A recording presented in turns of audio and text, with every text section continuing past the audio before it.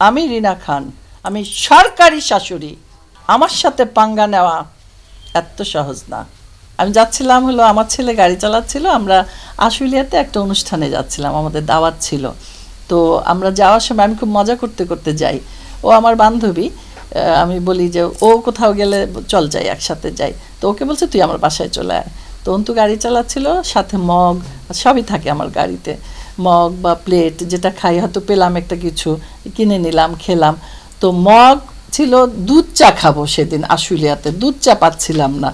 তো না পেতে পেতে একজন, যেখানেই থামি ভিড় হয়ে যায়, যেখানে দুজনকে পায় ভিড় হয়ে যায়।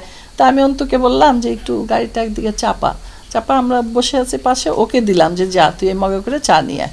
তখন ওই যে চা নিয়ে আসছে, ওই তখন আমরা কথা বলতেছিলাম। আমরা দুজনেই প্যারালাল ক্যারেক্টার করি। তবে ছবিতে আমার নাম ভূমিকা থাকে তো দজ্জাল শাশুড়ি, বউ শাশুড়ি, আমার ক্যারেক্টারটাই বেশি থাকতো। তো মানে আমারটাই প্রাধান্য দেওয়া হতো গল্পের খাতিরে। তো ওই জন্য তা নিয়ে কোনো খুনসুটি হতো না। আসলে এটা তো আমাদের হাতে কিছু করার নেই, এটা ডিরেক্টররা চয়েস করবে কে কাকে দিবে, কে কোন চরিত্র করবে, কে কোনটা ভালো করবে। তো এটা আমি ভালো করি, ও ভালো করে, এই তো এটা নিয়ে কোনো খুনসুটি হয়নি।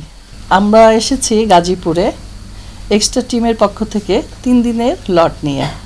তো 3 দিনের গল্পে 3 দিনই আমি আছি, আমাকে বেস করেই গল্পগুলো করা হচ্ছে। তো ভালো লেগেছে গল্পটি, সরকারি শাশুড়ি। যদি আপনারা দেখেন আপনাদের খুব ভালো লাগবে, ইউটিউবে সার্চ দিবেন শাশুড়ি মানে শাশুড়ি, সেটা সরকারি হোক আর দরজালি হোক, শাশুড়ি তো। আমার তো একটা ট্যাগ লেগে গেছে, দরজাল শাশুড়ি। তো এটাই, এতে আমার কিছু আসে যায় না, আমি খুব ভালোই লাগে আমার, আমি এনজয় করি এই চরিত্রগুলোকে।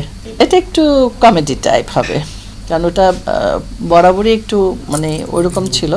এখন নাটকগুলো একটু কমেডি টাইপের উপরে যায়, যেটা দেখতে ভালো লাগে। মানুষের তো রুচি চেঞ্জ হয়, এক এক সময় এক এক রুচি। যেমন দজ্জাল শাশুড়ির সময় দর্শক কিন্তু এরকম ছিল না, এখনকার দর্শক চেঞ্জ হয়েছে, কারণ এখন ফেসবুকের যুগ, তারপরে রিলসের যুগ, আপডেট হচ্ছে। যেমন ছবি এখন আমরা কেন আসলাম বড় পর্দা থেকে ছোট পর্দায়, ছবিতে এখন কমে গেছে, যে গল্পগুলো হচ্ছে সেই গল্পগুলো আমরা পাচ্ছি না, বা আমাদের সেই চরিত্র থাকে না। তো এখন ওই গল্প মানে আমাদেরকে বড় পর্দা থেকে ছোট পর্দায় নিয়ে আসে, আমাদের সেই চরিত্রটাকে গুছিয়ে নিয়ে ছোট পর্দায় যাতে আমরা কাজ করতে পারি এবং ভালো লাগে। এবং এই নাটকগুলো পরিচালনা করছেন আতিকুর রহমান আতিক, এবং এই রচনায় আছে রুমেল ইশতিয়াক। এখানে আরও আর্টিস্ট আছে, যেমন আমি আছি, রাজু ভাই আছে, রাজু সরকার, রোদেলা আছে, প্রীতি আছে, অলকাদি আছে, জাহাঙ্গীর ভাই আছে, মেকাবে আছে, বাবু, বাসার ভাই আছে, ভালো ভালো সব ভালো আর্টিস্ট আছে। এইটি আমাদের একটি টিম ওয়ার্ক। তো এখানে কাজ করতে আসলে বিশেষ করে রুমেলের কথা বলবো, মনে হয় যেন আমরা ঘরেই কাজ করছি। তো রুমেলে কাজ করতে ভালোই লাগে, ও বেশ বুঝিয়ে কথা বলে, আর ওর ভাষাটা আমার কাছে ভালো লাগে। কোথাকায় যেন বাড়ি, ঝিনাইদহ।